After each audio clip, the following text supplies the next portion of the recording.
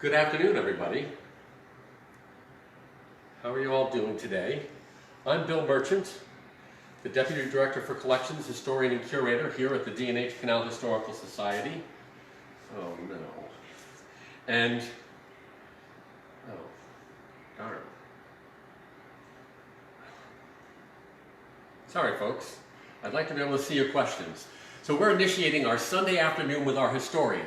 We initially had planned to have me be at the museum, had we been open, one day a month, but instead we're quadrupling down. Every Sunday at 2 o'clock, I'll be here to take your questions and to hopefully give you some answers. The Canal Society's been working very hard on our new museum, and so this is an opportunity to see our old museum before it's closed. Now, if I could just use my tablet, I'd like to get your questions. But I can also start out, boy, my tablet's really let me down today. Let me just give me a second, folks. Just now, maybe that'll do it. Courtney, God bless you. There we go. Good afternoon, everybody. So this is an opportunity to see our old museum before it's closed. I'm hoping I just use my tablet. I'd like to get your questions. But I can also start. Well, it's funny because I'm seeing me minutes ago. It's like that. It's like Debs. Did anybody watch that? That's what's happening right here, folks. Well, at any rate, I'm going to try and ignore this, but I might have to count on my lovely wife, Kelly, my camera person, to get me the questions. I hope I could get questions here. There we go. Courtney, thank you. All righty. So, folks, if you've got questions, please feel free to call in. I'll be filming a more formal history of the canal and a tour of this museum, which will only be open for another 2 years before we move to our exciting new facility. I can see the questions. What's that? I can see the questions. Yeah, no problem. I was going to try and Sean says hi again, Bill. Why, thank you. It's not going to let me mute, is it? Yeah, just, I can see the questions, so. Yep. Oh, now I get to hear myself. Hey, Sean, good to see you. Well, this is a little, you know, there's a learning curve in these things. Okay, so 3 weeks ago, our excellent, I gotta turn this off. Yes, that's what I keep saying. We're going to turn that off, people. So here we go. I'm going to depend on my wife to get me the questions. So that didn't work. There's a steep learning curve. 3 weeks ago, our staff realized that we had to go virtual or go dark, and we weren't willing to do that. And we realized that this museum will be closing in 2 years, so you're going to see our new virtual museum initiative. And it has 4 legs. This is one of those, the Facebook Live event. Every Sunday at 2 o'clock, I'll be here, or maybe somewhere else. I'm thinking maybe we'll go look at the Depew Canal House one of these days. And I'll take your questions, if we can figure out how I can take your questions. And I want to thank Courtney McNamara, my excellent assistant and our editor. So if you go to our YouTube channel, I think you have to access it currently through Facebook. We're trying to get up, if we get 100 likes in a month, we'll get our own URL and it'll make it easier for you to find our videos. Our virtual museum has our Where's Our Historian? Every week there'll be a short video clip where I'll be out in the field showing you the D&H Canal or what's left of it today. The second leg of this would be the virtual museum here at 23 Mohawk Road. I'll be doing short videos that will tour you through our current museum. And then, of course, the Facebook Live makes 3. And the fourth thing, look for photographs, hopefully on our web page in the next week to 2 weeks. And we'll gradually put up documents from our archives as well. Fortunately, some people who couldn't make it, 2 people probably gave me enough questions that I don't even need to take your questions. But I want your questions. The fun of this is to hear from you folks out there. Hi, everybody. David Perot says hi. Hey David, good to see you, or not see you as the case is. So this is from my friend Tony Perito, and he had a few questions. He wasn't able to make it today. He wanted to know about milling on the canal. He hadn't heard too much about grist mills, sawmills, and the like. In fact, actually, the D&H Canal here in High Falls, the Roundout Creek alone, by 1872, had 8 mills operating, capturing the power of the falls. They were largely cement mills, and I might talk about cement a little later today. But there was also a fulling mill and a wood mill. Water mills were the only way you had power. You know, when the first century of European settlement in America, which started in 1619, they had put 6,000 dams up on streams here in America. Can you imagine? But it was your power source. It's the only way you got something to move. All they did was move a thing, and then they figured out ways to make the thing that turn other things, like stones to grind wheat, and later cement, and also saws to cut wood, etc., etc. Very often they would capture the outflow from the canal, and there were even little mill races that used the canal water as well. I have not yet done a formal survey of such things. We're very fortunate. You'll hear me talk a lot about the Metro Rail's maps. Back in 1854, the Canal Company had a series of some 80 maps taken, drawn up, and they have the entire canal route in wonderful detail. The maps are 2 foot wide by 3 foot tall. We have the reservoir map. We have a copy of all the reservoirs. The D&H Canal had some 25 or better reservoirs back in the day to keep water in the darn canal. And the reservoir map, I'll pull out someday and show you on one of our later Sunday afternoons with me. But we've got these wonderful maps, and I'm slowly first putting them all together to help me when I do my Where is Our Historian series. But on there, they've got every mill that was along the canal, and I'll eventually make a database of such things so that we'll have a better sense. But that's one of those down the line kind of things. Maybe in the next year I'll manage to work that out. And I'll probably show you a little bit. We have a very restrictive license from the Canadians. How did the Canadians get these maps anyways? The D&H Canal Company turned into a railroad. In fact, they ran the first steam locomotive in the Western Hemisphere in 1828, albeit for one day. But they, by the, I'm going to say 1860s, they start buying up and extending their market with railroads. By 1872, they control rail lines all the way from New York City to Montreal. They're getting their coal, and the D&H Canal Company was a coal company. They're getting their coal up to Canada, where those people really needed it, because it's cold up there, right? So there were an awful lot of bills along the canal, and I'll work on that for you in a later episode. Another question that Tony Pareto had for me was boat construction. I'm in the midst of doing primary source research on the D&H Canal for a book I'm in the midst of working on. I've done some writing, but it's largely research, and I have copious notes. One of the wonderful sources is a court case. In 1858, the Canal Company took a rival coal concern to court because they were supposed to pay and help pay for the enlargement. But in the end, of course, the company won, but the PA Coal Company just took their coal away. So while I'm through that, I'm making a long list of every boat maker that was along the canal. There were at least 40 of them. I've got to formalize it into a database. Any interns out there want a job? I solely started it as a text document when it really needs to be in Excel. But suffice it to say, there were numerous boat builders all along the canal, probably some 40 historically in the 70 some odd years that the canal operated. They made boats based on patterns that the Canal Company supplied. They were Canal Company boats. The Canal Company actually sold, originally the Canal Company owned all the boats and everything. Within 2 years, so you get a horse every 3 or 4 miles, probably a mule actually, and they just hired out everybody. I'm going to speculate that there was a lot of theft. I've even coined a phrase, where'd you get that? Fell off a canal boat.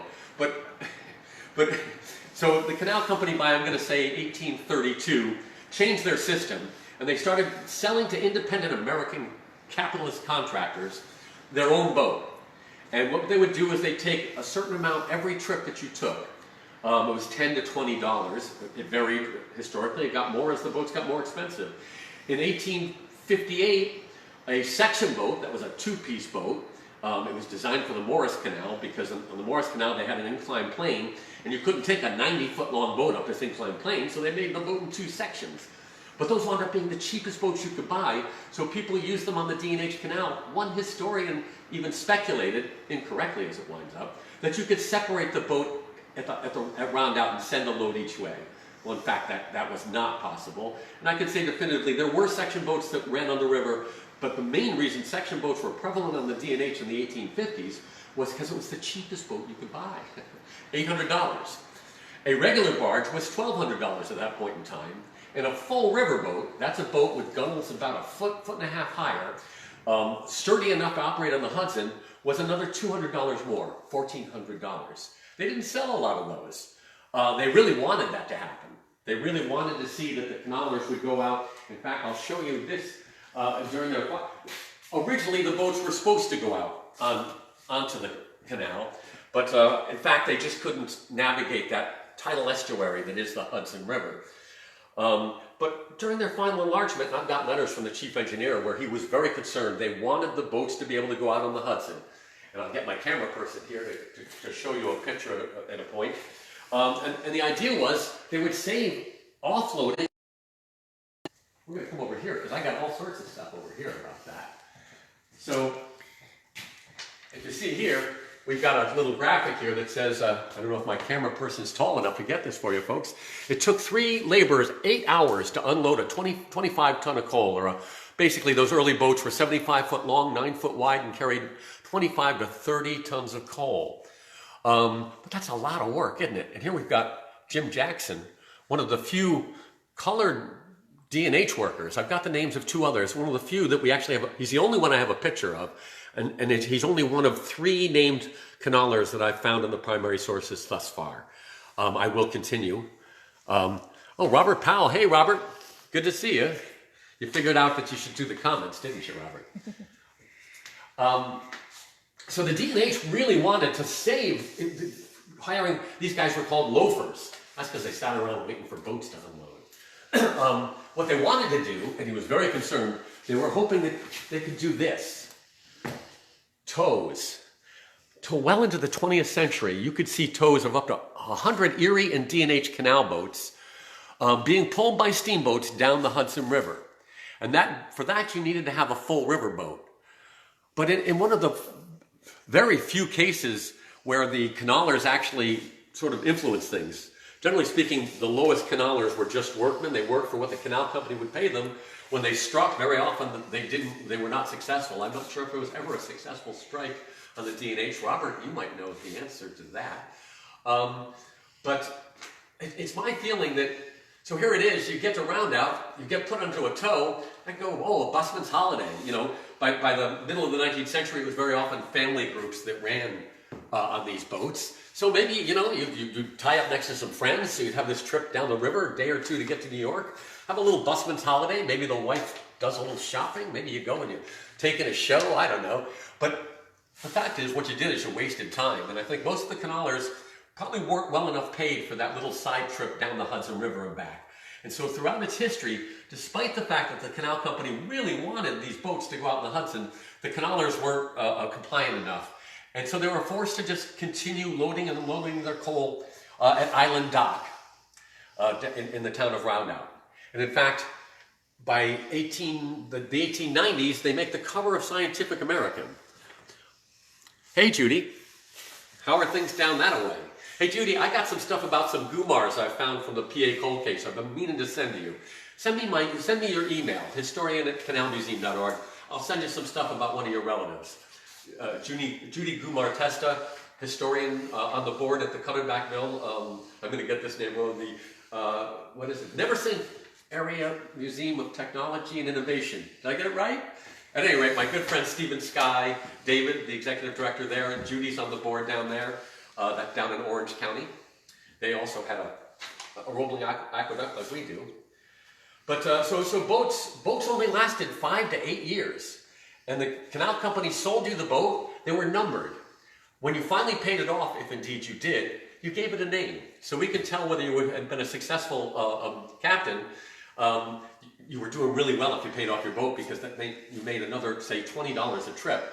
Typical season, you might even do 8, 10 trips. So that could add up to real money. But the boats made out of white oak, they only lasted 8 to 10 years. Five, you know, as short as 5 and as long as 10. Most of the locks were also lined with white oak, except for these ones here in High Falls. And that had to be renewed every 8 or 9 years as well in the off-season. In fact, you can see, as part of my research, I've been reading as many of the annual reports as I can find. And in the late 1830s, I think it's 38 or 39, they're apologizing for the extreme amount of money they were spending on maintenance. My surmise is that's about the time all of the lock lining had gone to naught, if you will. And here's a question about the old mine road. The old mine road's pretty much a myth. Everybody talked about the Dutch. The old mine road, for those of you who might not know, we Ulster folks, we New York State folks, it's now the Route 209 corridor. But they called it the old mine road, and the story was that the Dutch, who had settled the Hudson Valley, 1652, they settled Kingston, went and followed an Indian path all the way down, Native American path, all the way down into Pennsylvania and mined stuff. This seems highly unlikely, as the Dutch were meticulous record keepers, and there exists both in Albany and in Holland records from the 17th century. There is no mention. I do know in the history that they thought they had found gold and they sent it over to have it assayed. It was fool's gold, iron pyrites. The only things that were mined in any amounts were lead, and you will see the remains of lead mines outside of Ellenville, New York, in that area. But the mine road itself is probably a myth. But there's a great story. We had Evan Pritchard, a Native American and a Native American historian and author, who's written numerous books on the Native American experience in North America. And he did a special presentation for us as part of Dave Kime's excellent lecture series, which we hope we'll manage to do later this season. And he did a special presentation just for us. And he talked about the fact that mastodons, so Native Americans, their history is all oral. The stories are passed down and passed down. And he said definitively, mastodons were big animals that needed solid ground, or they were going to wind up, they'd wind up skeletons, wouldn't they? And so mastodons needed solid ground, but they were big animals that needed water. They needed solid ground with water within a quarter to a half a mile. I'm going to get the numbers wrong, Evan, if you're out there, but very close. And so the Native American trails actually grew out of the mastodon trails. And so when the settlers came in, Route 209 corridor, and he showed us all along that route where the land was and how close all the water sources were.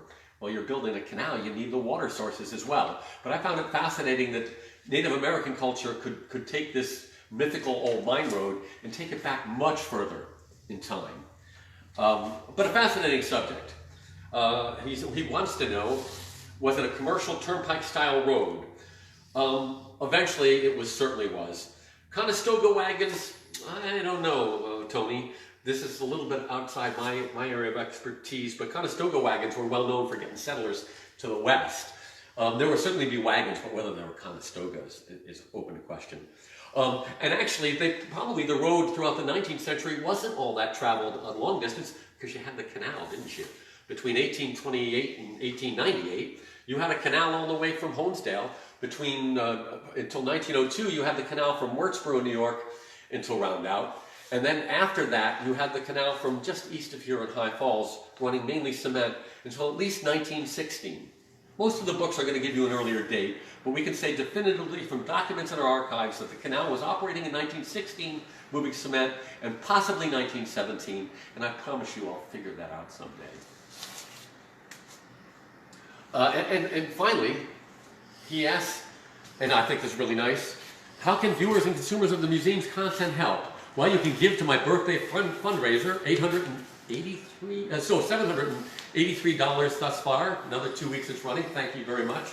I know these are troubling times, and there are many people that need money, but we're taking a hit like everybody else. You can become a member. You can make donations.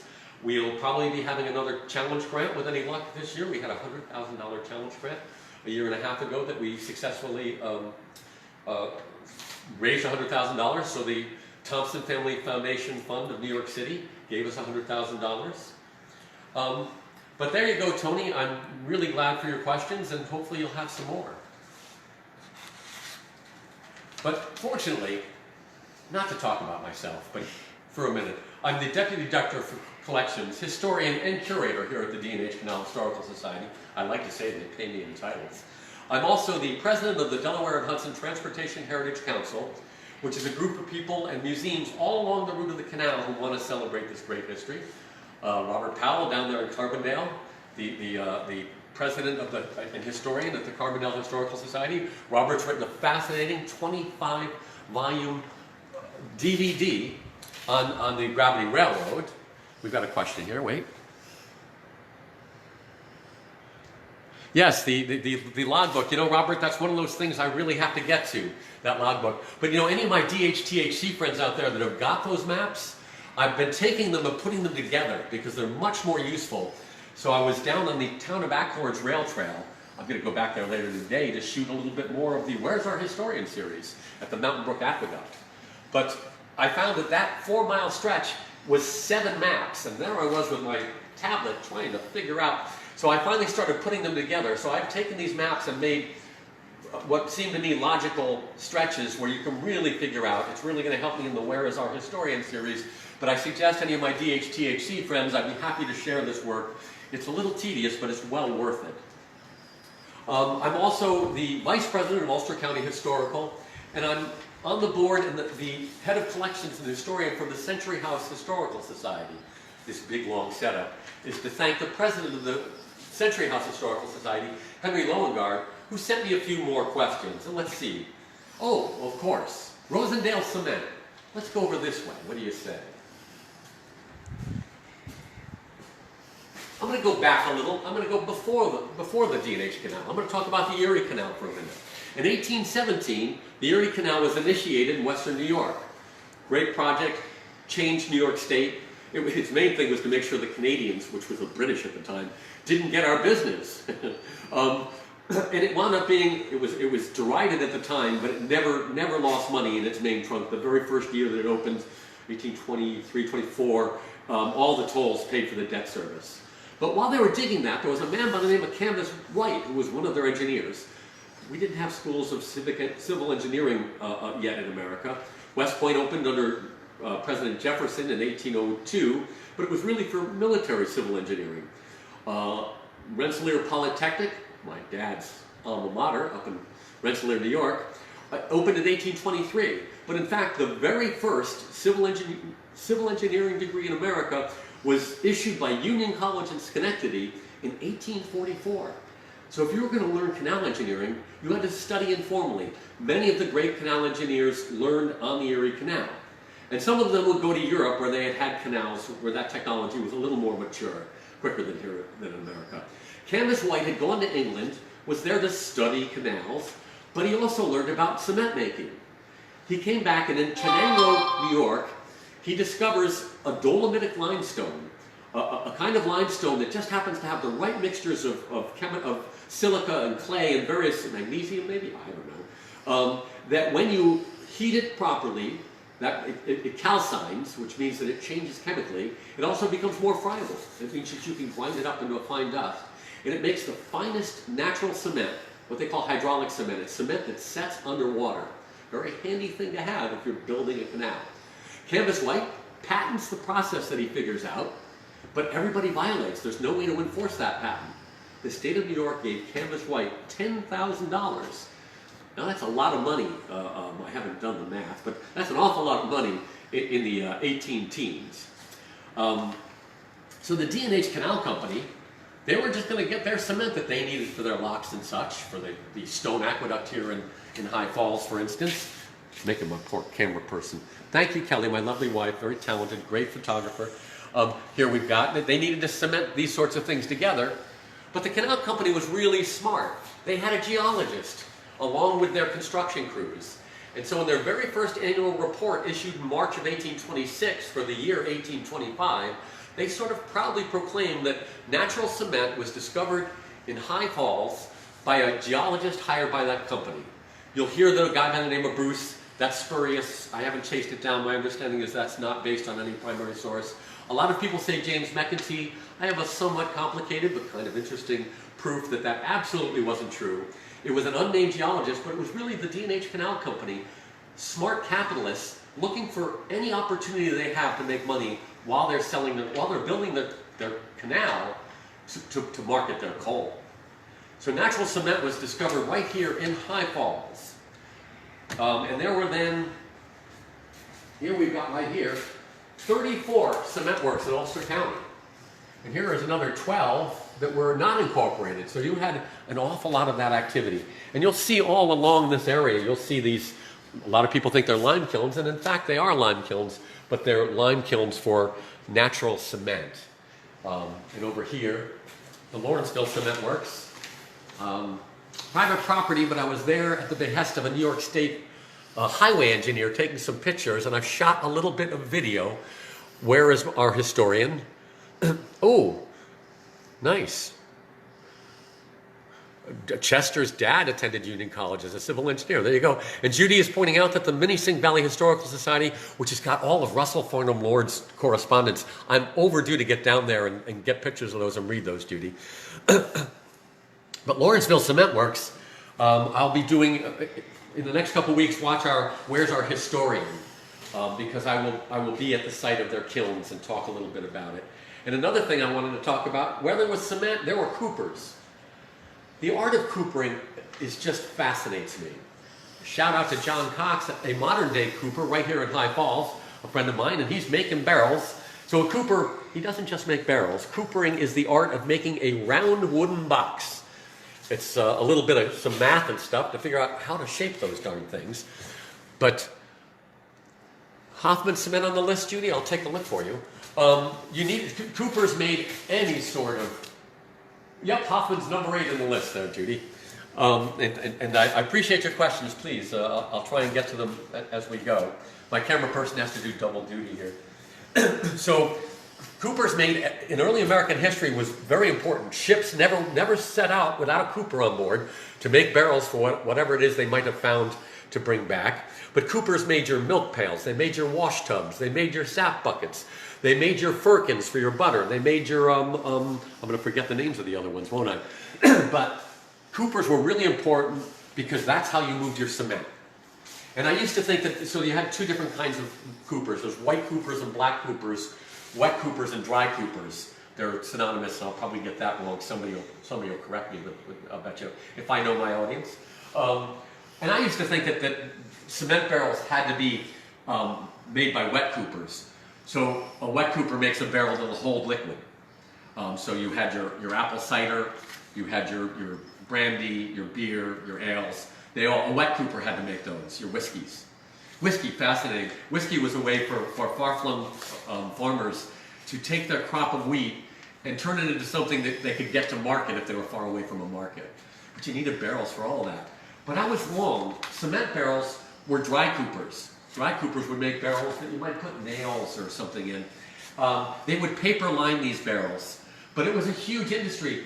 Whiteport, remember I mentioned Canvas White, his brother Hugh, once they discovered the cement here, they moved here and opened a huge cement works.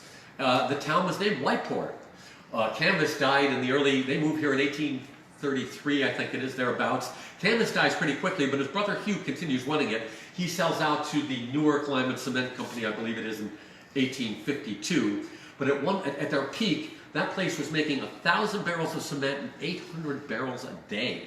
Imagine. In fact, they got to a point where they no longer had a cooperage, they had a recooperage.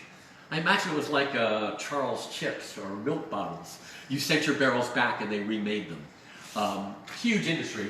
And fortunately what we have here is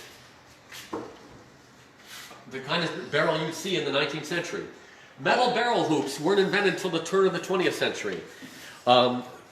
Hoop making was a huge wintertime industry along with ice making and working on the canal during the enlargement and doing repairs. Millions of barrel hoops were shipped out in the canal. You'd spend your winter splitting up either, this is red birch, and some of these barrels have got oak bands, presumably needing stronger ones. We can take a look at that one there. And I'm a tool guy. You know, I love tools. I'm a woodworker. I do presentations. I have an extensive collection of 18th and 19th century cabinet makers' tools. I use them. I talk about them.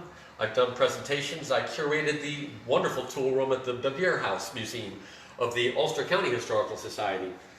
And I like to go to yard sales and stuff, and I found this tool for $2 right down the road here about, maybe a decade ago. I knew that it was a tool, but I wasn't sure what it was. I did finally figure it out, and I figure I'm going to show you. It's a hoop setter. To set your hoops. and you couldn't use, today, that was wired in, I should have brought my own. Cooper's adze is, with metal hoops, you can use that Cooper's adze, but this is what they used before the turn of the 20th century. And that's a Cooper's adze. You'll see a lot of very short-handled woodworking tools that were made for Coopers because they had to work inside a barrel.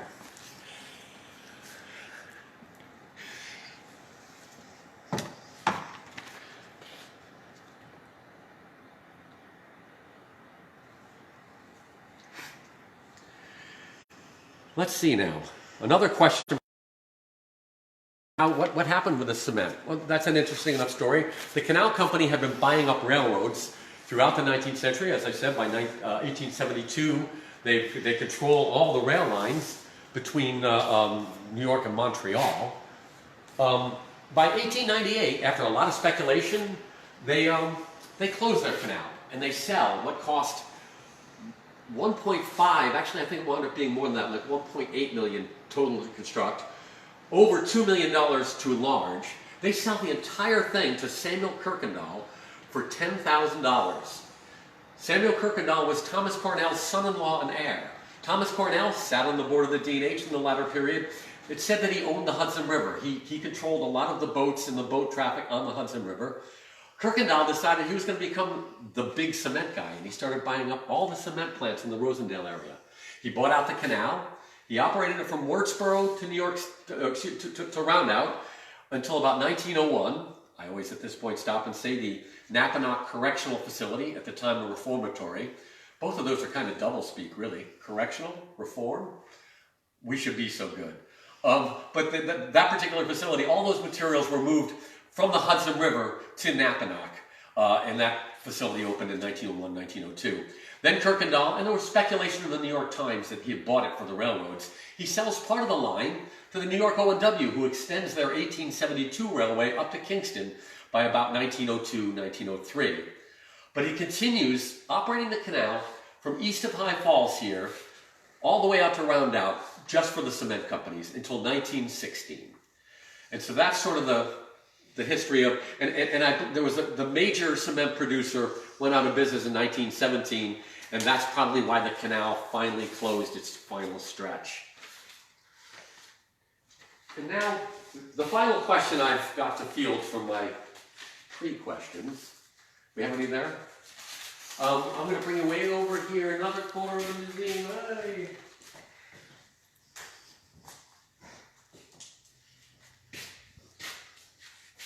Because Henry asked about steam locomotives. The D&H Canal Company was kind of a company of first. They're the first $1 million private enterprise in American history. They go and they open stock books at the Tontine Coffee House on Wall Street. No accident that Wall Street's the site of financial activity to this day. The Tontine started it all. But they also, and they were the first company to raise that sum of money. They also did, some people like to quibble about that, because they took a bond issue.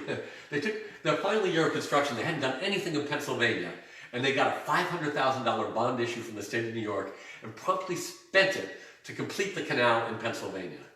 But you know what? It was no good if it wasn't a complete route. The coal was in Carbondale and the market was in New York City, and the canal existed to get that product to that market. But the D&H Canal Company also ran the first steam locomotive in the Western Hemisphere, albeit for one day, the Starbridge Line. The story goes, there was a young engineer by the name of Horatio Allen. He started working for the Canal Company, but very quickly he realized, oh, canals are already a thing of the past. Railroads, that's the future. He quits the Canal Company, and he's going to go over to England. Here we go again. Let's go see what the British are up to.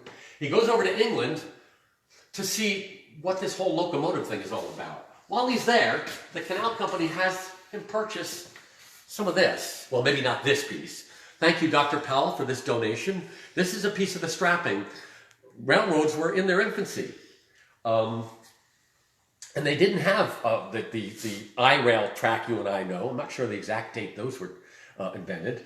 They were hemlock stringers with iron plates like this, 1/2 inch thick, 2 inches wide. American metalworking was not up to snuff, and so the Canal Company got a better deal and got better metal from England. So Horatio Allen was there to purchase this stuff. You know, all the books claim he was working for the company, but I found a letter to the New York Times where he corrects this. I can say definitively, Horatio Allen did all this work for the Canal Company, but as a free agent, not as an employee. He gets them this iron and arranges for it to be shipped, and he arranges for 4 steam locomotives. And these are what the earliest steam locomotives look like. They have him order 4 of these. And these things are $3,400 to $4,000 a piece. The Starbridge Lion was made in Starbridge, England. John Jervis, the second chief engineer of the D&H Canal Company, a young man who studied under Judge Wright on the Erie Canal again, and replaced him as the D&H chief engineer in June of 1827, he designed the gravity railroad. The gravity railroad used the weight of laden cars going down the mountain to pull the empty cars back up. So they're all connected. We'll get back to that in a minute because I'll continue on locomotives first. The Starbridge Lion is sent over in another engine called the America. He arranges for 2 more, and some people claim they came. There's a letter in Rome, New York that might clear this up. But we know for a fact that 2 of them definitely came because in consecutive days in May, they're put up on blocks in 2 different foundries in Manhattan. And people come from all over just to watch the wheels turn because steam technology was in its infancy. It was an amazing new thing, steam. You didn't need those mills anymore. See how I tied that in? Isn't that nice? So Jervis designed the gravity railroad to carry 5 tons. Unfortunately, the Starbridge Lion, when they got it to the tracks in Honesdale, weighed 7 tons. Everybody speculates about this, so I'm going to speculate then. Why not? I like my speculation better than any of the others I've heard. So I like to say when I give tours, I tell people, it's my contention that Starbridge Lion was 5 tons in Starbridge, England, but was 7 tons in Honesdale. Anybody out there want to take a minute to think about that? We'll give them a minute. The imperial system. We don't have the same weights. You know, today we've got the metric, and I think maybe we still even have the imperial. It was a very nice British woman who corrected me when I claimed it was the metric system. No, the imperial system. I did a little research. 5 tons in England in 1828 was roughly 7 tons here in America. And I think that was the honest mistake. They had different, nobody thought about it. And you might go, Bill, that sounds pretty stupid of them. Well, I've got an example for you. The Hubble Space Telescope had a similar problem, except that it wasn't weight, it was length. Something was made metric when it should have been inches, or vice versa, and they had to send up they didn't discover it until it was in space. Oh yeah, metric. But as I say, the Brit, she corrected me. It wasn't metric, it was the imperial system. And somebody now will look that up quickly on Google and let me know what the difference is. You know, I should have looked that up my own self, shouldn't I have? So the D&H had to abandon. So let's get to the final story. The America. So two of these. One the America is on one foundry. The next day, and how do I know this? Philip Hone tells us about it in his famous diaries. And I'm fascinated by the idea of everybody just wanting to see wheels turn. But that's how amazing this technology was.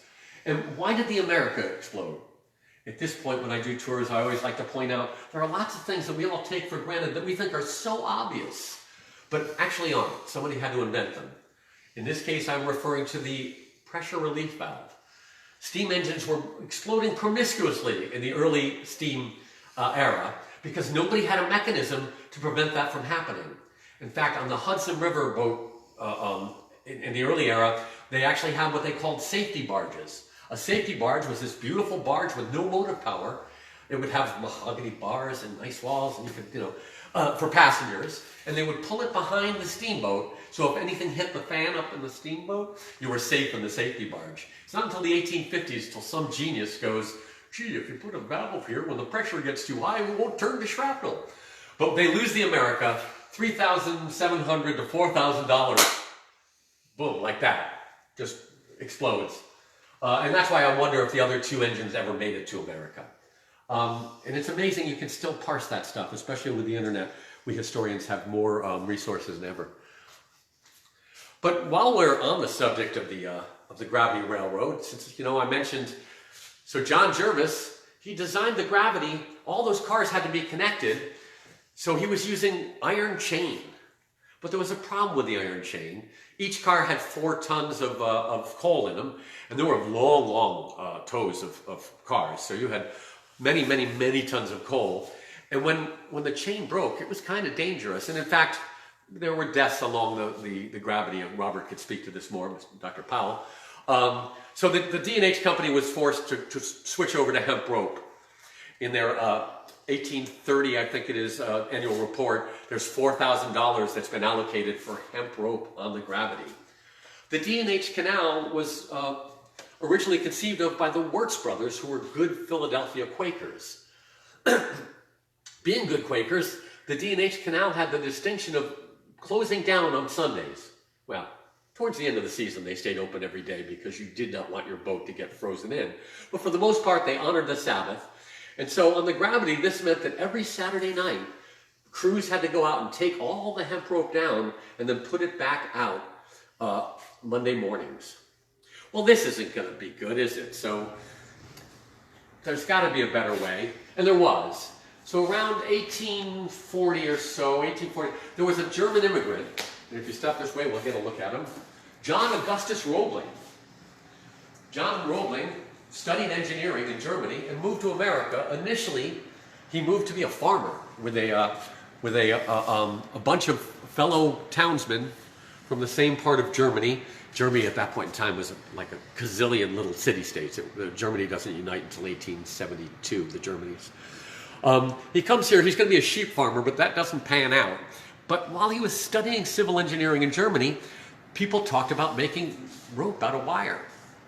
John Roebling made wire rope first here in America on his farm. They lay it out on the ground. Eventually he was so successful, he opened a factory in Camden, New Jersey, and his wire rope was utilized. I believe the very first buyer of his wire rope was one of the Pennsylvania gravity railroads. So by 1844, the D&H switches to the wire rope, and then there's no problem of runaway car. This great little model actually has a historically accurate brake system on it. The brakes go from, so there'd be somebody on one car who would operate the brakes. And the gravity railroads, I might as well bring this story full circle. Gravity railroads, by the 1860s, they started carrying passengers on the route. By 1872, they've initiated regular passenger traffic between Carbondale and Holmesdale. I think I've got that date right, Robert. And people started going up to the top of the Moosic Mountains in a town dubbed Farview. I love this, Carbondale, Farview. And it became a very popular Sunday picnic place. And in fact, all sorts of things that then associated with recreation came about. We now like to say that these gravity railroads kind of started, it was like a roller coaster. In fact, the D&H gravity railroad had Shepherd's Crook, where the railroad took a long turn, and you could actually go on one side, you see the cars on the other side. So it was kind of like a roller coaster. At one point in time, a famous natural philosopher was slated to go up in his hot air balloon and parachute back down. The weather put the kibosh on that, and later he did it out of Carbondale proper. But the D&H Canal Company and the other coal companies that ran gravity railroads, and it was pretty well coal companies that ran gravity railroads, all initiated this sort of recreational, and this at a time in America where people were starting to have recreation. That was a 19th century invention of vacation and time off and that kind of thing. And I love the fact, I was in Lake George, New York recently. I used to spend a lot of time up that way. And there's a D&H railroad station because one of their lines went right past. In fact, the D&H used to publish these tourist guides of all the great attractions in Lake George. But I read in a book up there that in 1930, the D&H, it wasn't a canal company anymore, the D&H Railroad Company operated 3 of the big steamboats that to this day ply Lake George for recreation. So it's something that was an ongoing and indicative of the kind of things that this canal company would do outside of just being a coal company. They were largely a coal company, but they made money everywhere that they could. They adopted new technologies, like the telegraph. They were using the telegraph regularly within 4 years of the first line being put in America. We've got a wonderful, let me show you. This isn't really in this museum proper. I just put it out for you folks today. A recent donation right here. It came in as a railroad donation. I didn't look very carefully at it. It came in with the D&H Railroad book. But what it is, it's a telegraph key. And if you look carefully, it's from the D&H Canal Company. This is a D&H Canal telegraph key. The telegraph could be used for good as well as evil. It's said that when the canal company had too much coal, they would telegraph down the line and tell all the lock tenders, okay, don't let any coal boats through. So those poor canalers, largely families after the Civil War, would be stuck not making as many trips as they would have liked. We know this is from about 1887 because here's the engineers on another piece of it. I've got to get out to the Morse Locust Lawn facility. Samuel Morse, the inventor of it, well, said to be the inventor of the telegraph. The story is, as most stories, is much more complicated than that. But they might help. We've got a lot of spare parts, and I'm going to see if I can't put these together before we put them on display in our new museum. This is an apropos spot for us to display these because this desk was in the telegraph house that's still extant across the street from the Canal House here in High Falls. Any more questions there? How are we looking? No questions. You're telling everybody everything. Well, yeah, don't leave room for questions. And I might as well just show us this little thing too, because I just think it's wonderful. I found this on an online auction site. It's a post-Civil War from the evidence of the nails, but it's some sort of a mail drop for the D&H Canal Company. Obviously for mail, for repairs, so repair tags would be docketed here. Mail going east, or excuse me, west, mail going east. This came out of a family down in Virginia whose parents, I guess it was, had passed on and used to collect railroad stuff. And very often the D&H Railroad folks will get some of these canal things as well. Because the D&H was a very popular railroad after 1898. In fact, the D&H Railroad is still extant as a wholly owned subsidiary of the Canadian Pacific Railway, which is why the Canadians had those wonderful maps. And it was probably a coal railroad until the middle of the 20th century. And it was after that that it became just a freight line.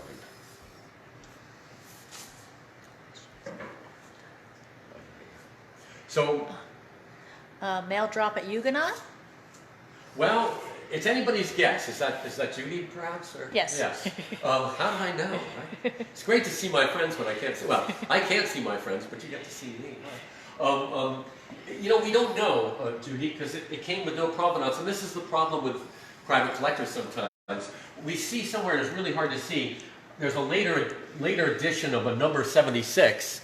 Well, you canal historians out there know though there was 108 locks, it's really hard to see.